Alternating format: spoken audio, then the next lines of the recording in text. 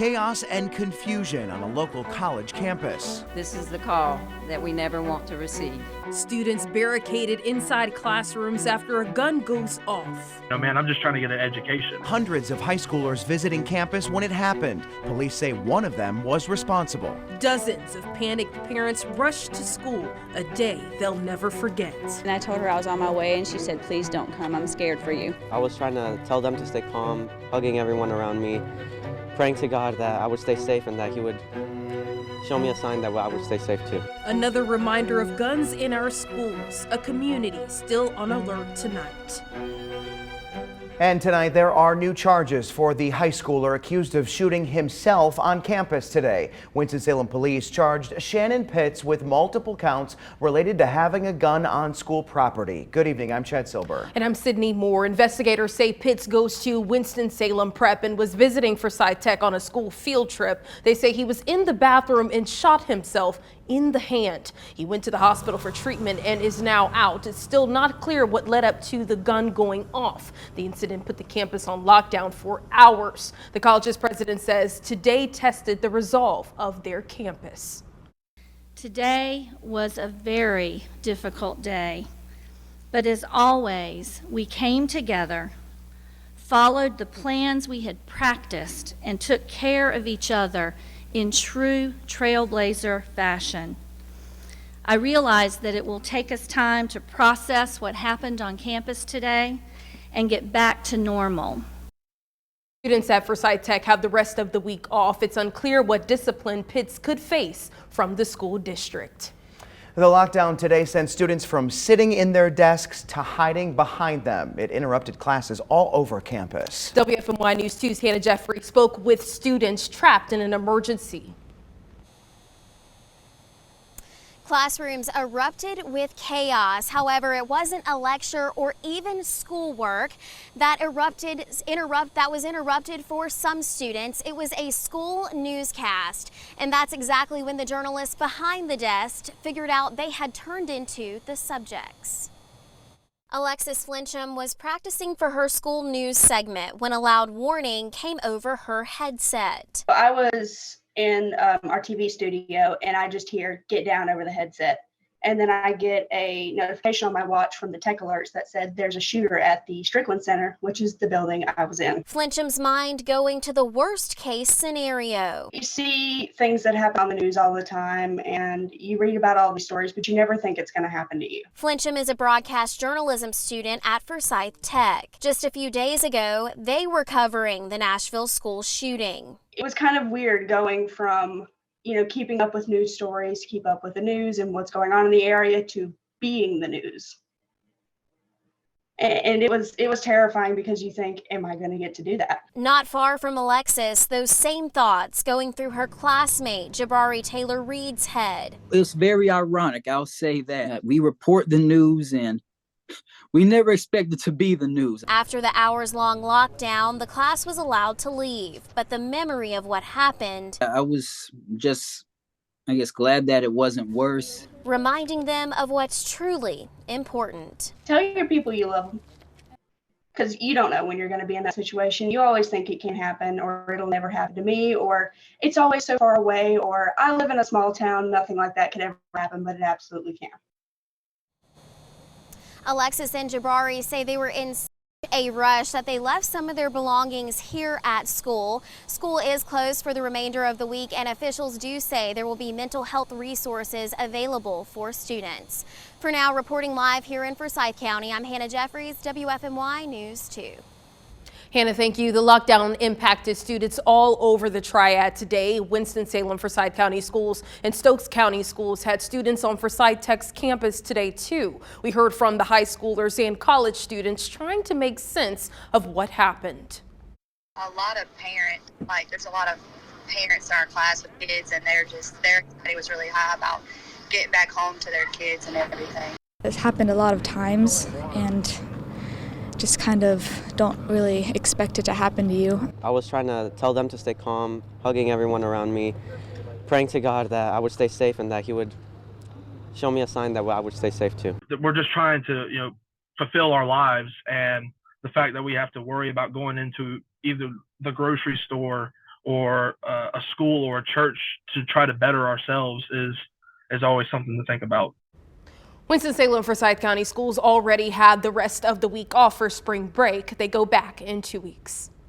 Countless parents today got phone calls they've anticipated but hoped would never come. We met one mom who told us her son was there when it happened. And he said he was in the bathroom, he heard a loud bang, and he assumed that someone had dropped something, but then he saw blood. And as he was walking out of the bathroom, I guess the boy who was injured, walked out too, but his hand was totally destroyed.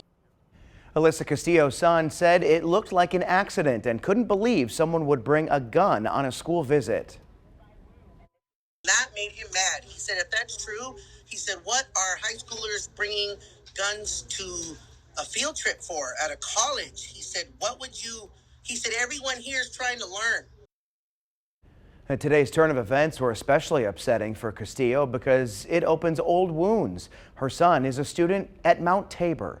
You'll remember a student died in a shooting there about 1.5 years ago. Clearly a very difficult day for many families in the Triad. Again, Winston-Salem police say a 18-year-old high school student shot himself in the hand at Forsyth Tech today. He now faces several charges. And of course, we'll be sure to monitor this story for any developments and keep you updated on air and online.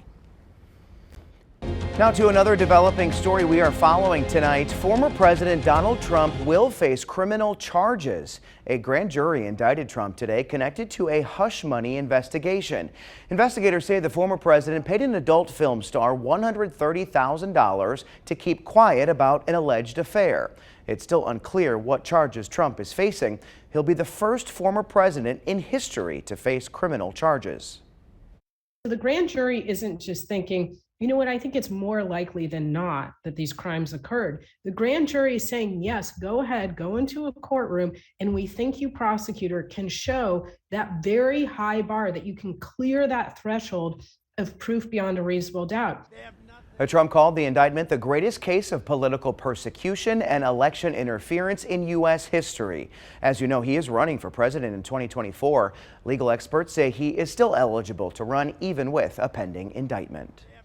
Protesters packed outside the Tennessee state capitol today calling for change after that school shooting that happened earlier this week. Parents said students deserve to feel safe in the classroom. Many say their children now feel uneasy about going to school. 3 elementary school students and 3 staff members died when someone opened fire at a Nashville school. Police haven't determined a motive. A Guilford County elementary student is in the hospital tonight after troopers say a driver hit him as he boarded a school bus. Highway Patrol says James Chrisman blew past the bus's stop sign on Highway 65 this morning and hit the 6-year-old. The boy is in the hospital in critical condition. Investigators say Chrisman will likely face felony charges. The school district says it'll have crisis counselors at Stokesdale Elementary tomorrow. And the Guilford County District Attorney says a Greensboro officer who shot and killed a teenager last year will not face charges. Investigators say 17-year-old Nasanta Crenshaw fled a traffic stop when an officer shot him. 2 other teenagers were inside the car when the incident happened. The DA says the police department will file a petition to release body camera footage from that night. The police department has not shared the name of the officer involved, citing safety concerns. Crime was just one issue brought up tonight during Greensboro's first ever State of the City address. WFMY News 2's Daniel Cruz was there as city leaders mapped out their plans for the future of the Gate City. It is strong, prosperous, and proves we are progressive. During her first State of the City address, Greensboro Mayor Nancy Vaughn highlighted the multitude of companies investing billions of dollars into the city. The mayor also sharing the city's success in housing, transportation, workforce development, and downtown innovation. She says the Greensboro Housing Fund, a first-of-its-kind program designed to provide more equitable housing, has helped spur change. Vaughn also pointed to the growth downtown. She says we can thank the Tanger Center and the Downtown Social District. To actually have metrics and to say that our investments are paying off for Greensboro and Guilford County residents. I think that's very important. Mayor Vaughn plans to continue building relationships between first responders and the community, all in an effort to reduce violent crime. We're lucky, unlike other trends throughout the country, our numbers are trending down, but we can't just get comfortable with that. Mayor also addressed the city's growth. The city manager says Greensboro is growing at an unusually high rate. We're in growing pains right now. And when you look around and you see things that are partly done and roads under construction, that's going to get us to the end line. Mayor Vaughn says additional investments in housing and transportation should ease some of those growing pains. She hopes to highlight the city's progress on those issues early next year. In Greensboro, Daniel Cruz, WFMY News 2. Two of the city's biggest investors were at the State of the City, Toyota and Boom Supersonic. Each will create thousands of jobs in Greensboro. I learned how Boom's investment has others wanting to follow behind it. Excitement flooded Greensboro when Boom Supersonic announced its mega-million-dollar jet factory was coming to PTI Airport, a place that's well-versed in aviation excellence. From companies all the way back to Cessna, HAECO, which was formerly Timco, Honda, FedEx, all these companies have been here for quite some time. And with Boom Supersonic now added to the list. It gets a lot of interest from the industry. Executive Director of Piedmont Triad Airport Authority, Kevin Baker, says at least 10 companies have expressed interest in locating to the airport megasite. And not all of those are real projects. Some of them will just fade out and they won't happen, but some of them are very real and somewhat close. And some of them are big deals. And so, we're really looking forward to it. Baker says all of the companies are in the aerospace field, ranging in size. Boom Supersonic is already projected to create 2,400 jobs, so more companies would inflate that number even more. It's huge, and it's the plan. There are right now 8,600 people working on this airport. Our goal is to have that be 30,000. Who knows what it could grow to. And we have become and will continue to grow into a huge aerospace center. Adding a whole new dimension to the term first in flight. Now, Baker couldn't tell me the names of the companies because they've signed non-disclosure agreements, but you can expect to hear more about them as they are finalized. We recently got an update on progress at the Greensboro Randolph megasite. Contractors have the walls up at what will become an electric vehicle battery manufacturing plant. Hiring managers for Toyota say they won't start building batteries until next year, but they need people now to make sure they're ready. Another big project underway, a new GCS school building. We toured the site of the future Peck Expeditionary Learning Center. The finished product will have modern classrooms and sophisticated technology, among other things. The money comes from the 2020 bond referendum. Guilford County voters approved more than $2 billion in recent years to upgrade 40% of the schools in the district. All right, Tim, a perfect spring day today. Warmth and sunshine, it just filled the Triad. But I want to know, do those good vibes stick around? Yeah, we had a beautiful day today. There's no doubt about that. And tomorrow should be relatively fine also. But heading into the weekend, some issues start to come up with wind and also with some rain. First things first, right now temperatures are cooling off pretty slowly. We are not going down into the 30s tomorrow morning like we did today. That's just not going to happen. Our wind currently is pretty light. That is about to change. Some higher gusts, higher winds are on the move. And we have weather systems to track across the country right now in the middle section and also in the Great Lakes. They are moving our way. So let me show you tomorrow. This is around the morning time. Some clouds will be moving in. So instead of clear sky, we'll have some gray sky at times throughout your Friday, and occasionally in the afternoon, one or two of those showers might clip us. It's a low rain chance. The rain chance will really go up Saturday morning. You see right here a line of showers, possible thunderstorms. That is how we start our weekend. But the bigger concern, which I'll talk about in a few minutes,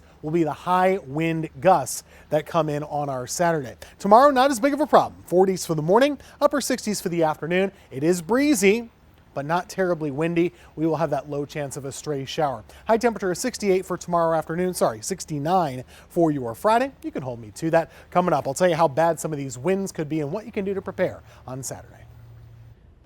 State lawmakers considered dozens of amendments to their budget proposal today. Of note, they would limit the governor's power on environmental policy, oversight of the SBI, and elections. It also bumps teacher pay. In the current proposal, board-certified teachers could receive as much as a 12% raise next year. Cooper wants that number higher. His proposal calls for 18% raises. Lawmakers are expected to vote on the full package next week. Few students know what it's like when a gun goes off on their campus. A current North Carolina A&T student is one of them. It's definitely super frustrating and difficult to deal with. Her message to students processing their fear. That's next.